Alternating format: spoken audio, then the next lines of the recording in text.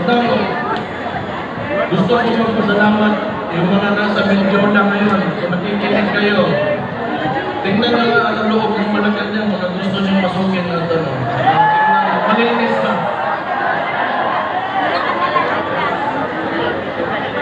Kung sige na, pupok na tayo rin. Nagawa lang namin itong patalaman. Ayaw namin din yung malimutay ang ating mundo na ayaw namin ibaw kong goal mo ano ang nakailan siya. Kaya dahil mo ang inspirasyon na yun, handlos sa kanan. Kung sa ating